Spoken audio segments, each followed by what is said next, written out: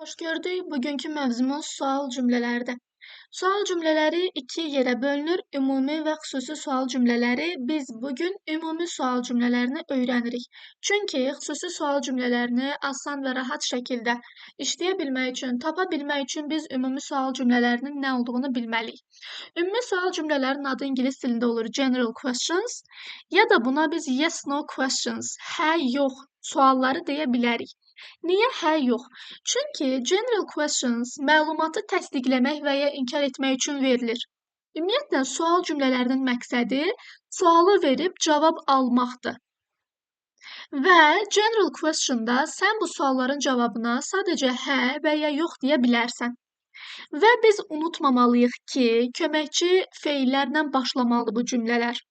Köməkçi feillərlə niyə başlamalıdır? Çünki biz sual cümlələrini nəqli cümlənin əsas feilinə, yəni cümlənin xəbərinə əsasən təyin edirik. Deməli, biz hər hansı bir nəqli cümlənin sual formasını yaratmaq istəyiriksə, mütləq həmin o nəqli cümlənin xəbərinə baxmalıyıq. Xəbər cümlədə baş verən hərəkətdir, icra olunan hərəkətdir və adətən cümlədə ikinci yerdə işlənir. Gəlin baxaq, biz sual cümlələrini hansı köməkçi feillərlə başlada bilərik? Bu köməkçi feillər nəyə əsasən dəyişir? Cümlənin əsas xəbərinə əsasən. Yəni, cümlədəki xəbəri tapırsan, ona uyğun köməkçi feillə sən sual cümləni formalaşdırırsan. Həm ümumi sual cümləni, həm də xüsusi sual cümləsini. Xüsusi sual cümləsini bilmək üçün birinci ümumi sual cümləsini bilməliyik. Aralarında sadəcə bir fərq var. O da xüsusi sual cümləsində biz dəqiq cavab verməliyik, yəni hə, yox deyə bilmərik. Bir də xüsusi sual cümlələrində cümlənin lap əvvəlində xüsusi sual sözü və ya digər adı ilə desək, sual əvəzliyi işlənməlidir. Yerdə qalan cümlə quruluşu elə ümumi sual cümləsi kimidir. Sadəcə elə bil ümumi sual cümləsinin qarşısına biz sual sözü artırmalıyıq, bu qədər. İndi gəlin baxaq. Birincisi, do köməkçi feili ilə biz sual cümlələri formalaşdıra bilərik. Bəs nə zaman? Do köməkçi feili ilə o zaman düzəldirik ki, əgər cümləmizin xəbəri sadə, indiki və ya keçmiş zamanla ifadə olunarsa. Do köməkçi feili indiki zamanda do, does ola bilir. Does nə zaman olur? Üçüncü şəxsin təkində. Və özündən sonra nə gəlməlidir? Subject, yəni mübtəda, daha sonra isə base verb, yəni feil. Hansı feil? Sənin nəqli cümləndə ikinci yerdə işlənən feil. Gəlin nümunələrlə daha aydın başa düşək. Affirmative sentence təsdiq nəqli cümlələrə deyilir. Question form isə sual formasında olan cümlələrə deyilir. I play football. Mən futbol oynayıram. Burada play, görürsünüz, heç bir şəkilçisi yoxdur. Deməli, indiki sadə zamandadır. Artıq sən nəqli cümləndə xəbərini müəyyənləşdirdin ki, playdir, indiki zamandadır, indiki sadə zamanda. Sən nə ilə düzəltməlisən? Do ilə düzəltməlisən. Və burada do ilə düzəltdim. Bu nəyə əsasən təyin olunur? Özündən sonra gələn şəxsə əsasən. Məsələn, burada I şəxsi ilə do uzlaşır. Ona görə mən do I play football, mən futbol oynayıram kimi sual cümləsi düzəldə bilərəm. Ya da you like pizza. Like burada sadə indiki zamandadır və sadə indiki zaman sual formaları do, does ilə düzəlir. Ona görə mən burada you şəxsi işləndiyinə görə do yazdım. Daha sonra he plays tennis. O tenis oynayır. Burada oynamaq feili üçüncü şəxsin təkindədir. Hardan bildim? Baxın, indiki zamanlı feillərdə lap indiki sadə, indiki davam edici, indiki bitmiş zaman olsun. Bunların hər biri əgər cümlədə xəbər vəzifəsində işlənib ikinci yerdə gələrsə və bu xəbərdən əvvəl, baxın, bu xəbərdən əvvəl üçüncü şəxsin təkində mübtəda işlənərsə, üçüncü şəxsin təki nə deməkdir? Tək əvəzlik, yəni he, she və it, həmçinin, məsələn, ola bilər tək isim, tək xüsusi və ya ümumi isim cümlənin tək mübtədası hesab olunur, üçüncü şəxsin təki hesab olunur və bunlar gələrsə mübtəda vəzifəsində özündən sonra gələn indiki zamanlı feilin sonuna s artırmaq lazımdır. Baxın, bu feil təkdədir. Sonunda s olan feil cəmdə deyil. Niyə? Çünki he təkdədirsə, siz necə özündən sonra cəm isim yaza bilərsiniz? Əgər mübtəda təkdədirsə, özündən sonra gələn xəbər də təkdə olmalıdır. Deməli, he təkdədirsə, place də təkdədir və biz öyrəndik ki, sonu s-lə bitən feillər təkdədirlər. İndi baxaq. Burada play'in sonuna s artırdıq. Sual cümləsini ilə düzəltməliyəm? Does-la. Niyə? Çünki burada feilin sonunda s varsa, sən buradakı do feilin sonuna gətirib s yazmalısan. Yəni burada he şəxsindir və he şəxsinlə hansı feillər uzlaşır da sonunda s olan feillər. Deməli sən burada he yazırsansa, buradakı do feilinin sonuna s artırmalısan. Və özündən sonra gələn bu feili olduğu kimi yazmalısan mütləq. Bunun sonuna bir də s artırmaq olmaz. Çünki buradakı does köməkçi feili buradakı he şəxsinə görə uzlaşır, zamanı göstərir. Deməli, zamana və şəxsə görə uzlaşma var. Buna görə də artıq play feilinin hər hansı bir dəyişikliyə məruz qalmasına ehtiyac yoxdur. Bunu digər nümunələrdə də görə bilərik. Məsələn, she speaks English. O ingilis dilində danışır. Does she speak? Burada feilin sonunda s olduğuna görə does-la düzəltdik. He şəxsimizi təzədən bura qoyduq ikinci yerdə. Daha sonra isə speak. Bu nədir? Base verb, yəni feilin olduğu kimi formasını yazırıq. Mütləq. Sonuna heç bir şəkil çarptırmaq olmaz. Növbəti zamanımız keçmiş zamanda. Buradakı do feilimiz var, xatırlayırsınız. Bu do köməkçi feilin öz formasıdır. Üçüncü şəxsə görə dəyişir, sonuna s artırırıq. Və həmin do feili keçmiş zamanda dəyişir olur did. Yenə bu did köməkçi feildir. Özündən sonra subject, yəni mübtəda gəlməlidir. Daha sonra isə üçüncü yerdə base verb, yəni feilin olduğu formasını yazmalıyıq. Əsas feili, cümlənin xəbərini. Gəlin baxaq. I watched TV yesterday. Watched nədir? Keçmiş zamanda olan feildir. Siz bilirsiniz ki, keçmiş zamanda olan feillər iki yerə ayrılır. Qaydalı və qaydasız feillər. Qaydalı feillərin sonuna id şəkilçisi artırılır. Qaydasız feillər isə, məsələn, went kökündən dəyişir. Bu went feili əslində go feilidir, getmək feili. Kökündən dəyişib və keçmiş zamanda işlənmiş olub. Gəlin birinci nümunəyə baxaq. I watched TV yesterday. Mən dünən televizora baxırdım. Burada watched keçmiş zamandadır. Deməli, sən sual cümləsini nə ilə düzəltməlisən? Keçmiş sadə zamandadırsa, sən düzəltməlisən didlə. Didi yazdım. Özündən sonra şəxsimi yazdım. Üçüncü yerdə nə yazmalıyım? Base verb, feili olduğu kimi. Və burada watch feilini mən olduğu kimi yazdım. Mən burada bura id yazsam, məsələn, tutaq ki, bura watched yazdım. Bu yanlışdır. Niyə yanlışdır? Çünki did onsuz da keçmiş zamandadır. Sən didə baxanda cümlənin keçmiş zamanda olduğunu anlayırsan. Ona görə də bir də bu feilin sonuna id artırmağa ehtiyac yoxdur. Sən feilini base verb, yəni olduğu formasında yazmalısan mütləq. Məsələn, you played football, sən futbol oynuyordun. Burada played keçmiş zamandadır. Keçmiş sadə zaman necə düzəltdik? Didlə. Did, özündən sonra you şəxsi, özündən sonra isə play. Yenə burada play feilini olduğu kimi yazdım. Sən yenə gəlib burada played yazsan, yanlışdır. Çünki did onsuz da keçmiş zaman göstərir bizə. Ona görə feilimizi mütləq olduğu kimi yazmalıyıq. Daha sonra gəlin bir qaydasız feildən nümunə göstərək. They went to school. Onlar məktəbə gedirlər. Daha doğrusu getdilər. Keçmiş zamanda went. Əslində bu went feili go feilidir. Sadəcə go feili keçmiş zamanda kökündən dəyişir olur went. Getdilər. İndi buradakı went feili keçmiş zamanda olduğuna görə didlə düzəltdik. Özündən sonra şəxsimizi qoyduq. Özündən sonra bu feili go yazdıq. Bu go nəyin go'sudur? Go, went feilinin əvvəlki formasıdır. Went axı keçmiş zamandadır. Sən necə gətirib bura went yaza bilərsən? Artıq cümlədə did var. Deməli, keçmiş zaman var. Bir də sən gətirib bura went yaza bilməzsən. Bu went feilini olduğu formasına gətirib go yazmalısan. Çünki did onsuz da keçmiş zamanda olduğunu göstərir. Növbəti, gələcək zaman. Gələcək zamanda köməkçi feil vasitəsilə. Will köməkçi feili Azərbaycan dilində acaq, əcək şəkilçisinə bərabərdir. Özündən sonra nə gəlməlidir? Mübtəda. Özündən sonra isə üçüncü yerdə gəlməlidir base verb, yəni feilin olduğu kimi forması. Gəlin baxaq. I will study tomorrow. Mən sabah oxuyacam. Will study oxuyacam deməkdir. İndi will köməkçi feildir. Nə demişik biz? Sual cümlələrində həmişə köməkçi feil əvvələ keçməlidir. Will köməkçi feilini əvvələ keçirdim. Mübtəda, daha sonra study xəbərini olduğu kimi yazdım. Və bütün gələcək zamanlı feillərdə biz belə yazmalıyıq. Sonra keçirik to be-nin formalarına. To be olmaq deməkdir. Və to be-nin burada biz hansı formasına baxırıq? İndiki və keçmiş zamanda olan formalarına. To be-nin formaları, nümunələrdə işlətdiyimiz formalar ismi xəbər formalaşdırır. Çünki özündən sonra isim və sifət gəlir.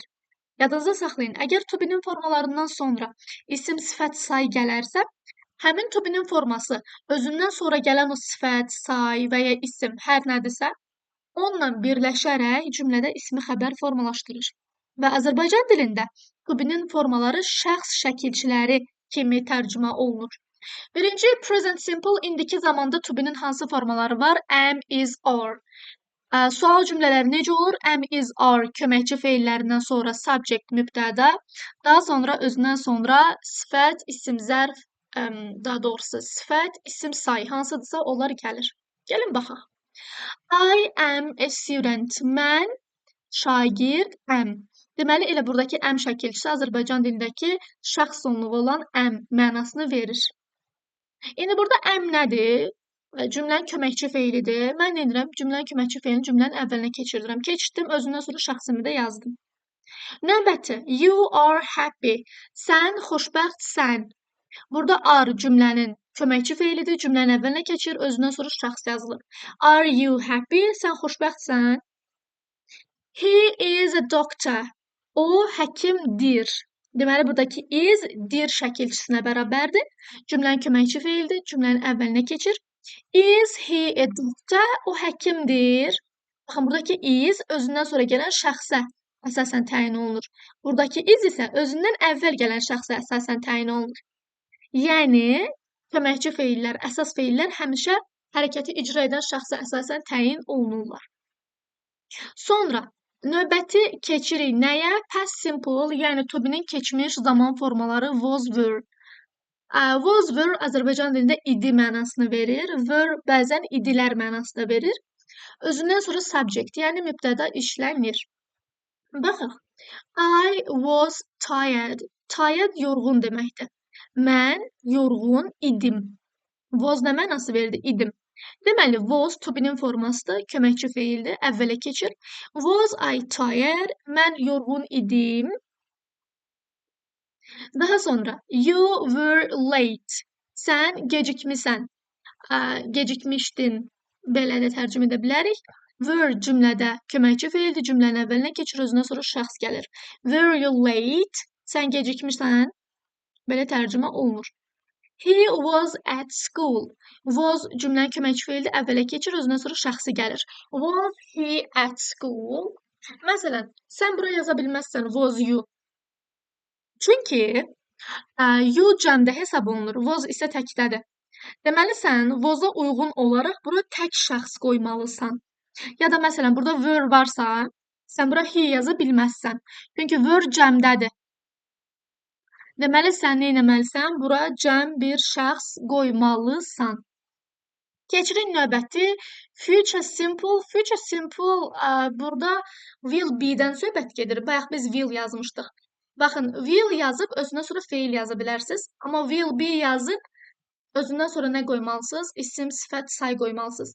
Aslında will be-dən sonra feil gələ bilər. Bu zaman həmin feil məhcul növdə hesab olunur. Və elə orada da will be-ni cümlənin əvvəlinə keçirib siz sual cümləsi formalaşdıra bilərsiniz. Amma burada nədən söhbət gedir? Burada ismi xəbərlərdən söhbət gedir. Ona görə biz will be-dən sonra nə qoymalıyıq? İsim, sifət, say qoymalıyıq. Məsələn, I will be at home tomorrow. Mən sabah evdə olacam. Burada will be nə mənasını verdi? Olacam mənasını verdi. Cümlənin quruluşuna gəlin baxaq. Will birinci yerdə gəlir. Elə burada will birinci yerdə yazmışıq. Subject mübtəda gəlir, yəni şəxs. I şəxsdir, mən. Sonra be-ni yazmışıq. Sonra da yerdə qalan şəxsləri, daha doğrusu cümlə üzvlərini yazmışıq. Məsələn, you will be busy next week. Sən gələn həftə məşğul olacaqsan. Burada will be busy, məşğul olacaqsan mənasını verir. Will köməkçi feilimi yazmışam. Özündən sonra you şəxsimi yazmışam. Özündən sonra be feilimi yazmışam. Burada be bilirsiniz nədir? Burada be əsas feil kimi nəzərdə tutulur. Biz əvvəlki düsturlarda fikir versəz, görərsiniz ki, burada yazmışıq base verb, yəni feili olduğu formasında. Burada isə be elə olmaq feilidir. Ona görə burada üçüncü yerdə biz be feilindən istifadə edirik. Sonra keçirik modal feillərə.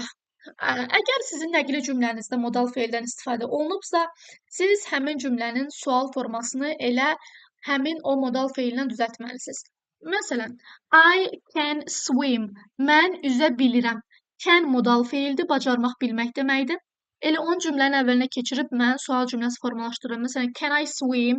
Mən üzə bilirəm. Ya da can you swim? Sən üzə bilirsən? Bu tip cümlələr düzəldə bilərik. Sonra, məsələn, should modal feildir. Malı məli mənasını verir. Gərək eləyəsən mənasını verir. They should study. Sən oxumalısan. Should they study? Onlar oxumalıdırlar. They should study. Onlar oxumalıdırlar. Yəni, gərək oxusunlar. Tövsiyə xarakteri daşıyır. Burada isə should modal feilini cümlənin əvvəlinə keçirdim. Daha sonra mübtəda xəbər. Köməkçi feil mübtəda xəbər. Sonra burada must modal feilidir. Burada mustla düzəltmişik. Burada may modal feildir. May ilə düzəltmişik. Might'dır. Might ilə düzəltmişik. Yəni hansı modal feil varsa elə onun özündən də sual cümləsini formalaşdıra bilərik. Sonra keçirik indiki bitmiş zamanlara. Birinci baxaq indiki bitmiş zamana. Ümumiyyətlə bitmiş zaman have köməkçi feilindən düzəlir və burada have köməkçi feili şəkilçi kimi tərcümə olunur Azərbaycan dilində. Bundan sonra gəlməlidir past participle, yəni feilin üçüncü forması. Məsələn, I have finished. Baxın, qaydalı feillər üçüncü formada sonuna id artırılır. Amma qaydasız feillər feilin üçüncü formasında kökündən dəyişir. Məsələn, I have finished my homework. Ev tapşırığımı bitirmişəm. Burada have nədir? Köməkçi feildir. Buna görə burada cümlənin əvvəlinə keçir. Özündən sonra nə yazmışıq? Mübtəda yazmışıq, özündən sonra xəbərini yazmışıq. Bəs burada niyə finished olduğu kimi qalıb? Çünki düstur belədir ki, mütləq bitmiş zamanlarda feillər feilin üçüncü formasında olmalıdır. Ona görə. Amma sadə indiki və keçmiş zamanlarda biz sual cümlələrində feilləri olduğu kimi yazmalıyıq. Burada isə mütləq feilin üçüncü formasında. Daha sonra bu have feili var, köməkçi feili. Əgər sənin mübtədan he, she, itdirsə, bu have olur has. Çünki biz demişik axı, əgər mübtədamız he, she, itlə və ya tək isimlə ifadə olunarsa, feilin sonuna s artırmalıyam indiki zamanda. Və he, she, it olduğuna görə, mən də indiki zamanda yazdığıma görə bu have feilin sonuna s artırıram, olur has. He has cleaned his room. O otağını təmizləyib. Yəni təmizləyib bitirib. Burada has köməkçi feili cümlənin əvvəlinə keçirdirəm. Özündən sonra mübtəda və xəbərini yazıram. Sonra keçmiş bitmiş zaman necə düzəlir? Burada have var. Bu have üçüncü şəxsin təkində indiki zamanda has olur. Keçmiş zamanda isə had olur. Yəni özündən sonra şəxs və xəbərini yazırıq. Gəlin baxaq. Məsələn, I had finished my homework. Mən ev tapşırığımı bitirmişdim. Burada had cümlənin köməkçi feildir. Cümlənin əvvəlinə keçir, özündən sonra mübtəda xəbərini yazırıq.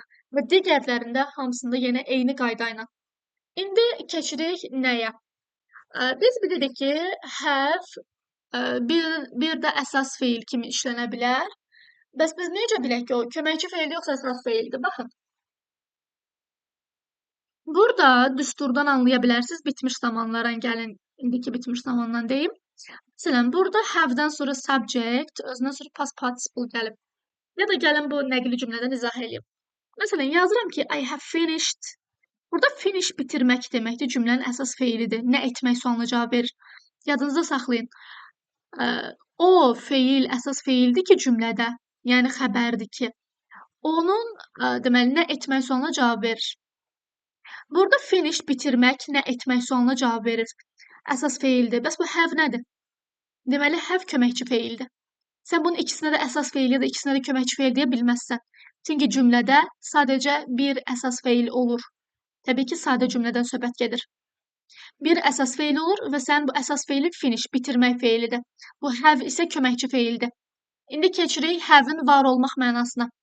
Əgər have ya da have got var olmaq mənasındadırsa cümlənin əsas feilidir. Bura gəlin yazaq. Əsas feil. Cümlənin əsas feilidir. Niyə? Bura diqqətlə baxaq. I have a car. Mənim maşınım var. Burada feil olaraq siz sadəcə have-i görə bilərsiniz və have cümlənin əsas feilidir. Çünki cümlədə başqa feil yoxdur. Gəlin have-i silək. Cümlədə başqa feil qaldı? Qalmadı. Bir I qaldı, bir də car qaldı. Burada feil yoxdur, hərəkət yoxdur. Deməli, bura yazdığımız have elə cümlənin əsas feiliymiş və yadınızda mütləq saxlayın. Cümlənin əsas feili sual cümləsi formalaşdıra bilməz. Və sonda mən I have a car yazıramsa, bunun sual formasını necə düzəltməliyəm? Bunun sual cümləsini sən düzəltməlisən. Sadə zamanlarda necə düzəldirdin do, does, did-lə? Burada da elə düzəltməlisən. Çünki have cümlənin əsas feilidir, indiki zamandadır. Sən nə ilə düzəltməlisən? Təbii ki, do, does-la düzəltməlisən. Baxaq burada. Do you have a car? Sənin maşının var. Gördünüz, do ilə düzəltdim. Sən burada have-i cümlənin əvvəlinə keçirə bilməzsən. Çünki have əsas feildir. Əsas feil heç vaxt cümlənin əvvəlinə keçmir. Buna görə biz do-dan istifadə etdik. Amma əgər sən have got yazırsanız, baxın, have ilə have got-a bərabərdir, yəni var olmaq mənasında. Qrammatik cəhətdən biraz fərq var. I have got a car. Mənim maşınım var. Burada got əsas feildir. Have isə köməkçi feildir. Baxın, gəlin have-i silim. Cümlədə got qaldı, köməkçi feildir. Daha doğrusu got burada əsas feildir. Mən have-i sildim. Have-i bura yazanda isə köməkçi feil olur. Çünki bir dənə əsas feilin olmalıdır. Və burada have got birləşməsində əsas feil gotdur. Buna görə də have köməkçi feil olur və sual cümləsini elə sən have-in özündən düzəldirsən. Məsələn, I have got a car.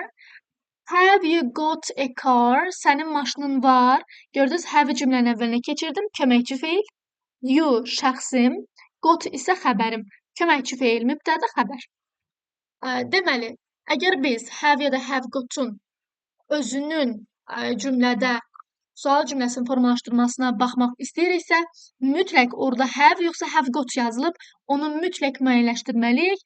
Əgər sadəcə have yazılıbsa və var olmaq mənası verirsə, deməli have ya da fərqi yoxdur, has da ola bilər, məsələn, buradakı kimi, ya da fərqi yoxdur, had da ola bilər keçmiş zamanda. Biz bu zaman onun sual formasını do, does, did-lə düzəldirik. Çünki bu zaman have cümlənin əsas feilidir və əsas feillər öz sual cümlələrini formalaşdıra bilmirlər. Daha sonra, əgər cümlədə have got varsa, fərqi yoxdur, has got, had got varsa, biz sual cümləsini elə have-in özünlə düzəldirik. Çünki burada got əsas feildir və avtomatik olaraq have köməkçi feil olur və elə mən köməkçi feilin özündən də sual cümlələrimi formalaşdırıram. Ümid edirəm ki, hər şey başa düşdünüz. Növbəti dərsimiz xüsusi sual cümlələridir. Çünki xüsusi sual cümlələrinə keçid etmək üçün mütləq bu qaydanı bilmək lazımdır. Xüsusi sual cümlələrində isə eynilə bu qaydaların əvvəlinə sadəcə biz xüsusi sual sözlərini artırmalıyıq. Bugünkü dərsimiz bu qədər. Növbəti dərsimiz xüsusi sual sözləridir. Yəni xüsusi sual cümlələri və növbəti dərsimizdə görüşərik. Hələlik.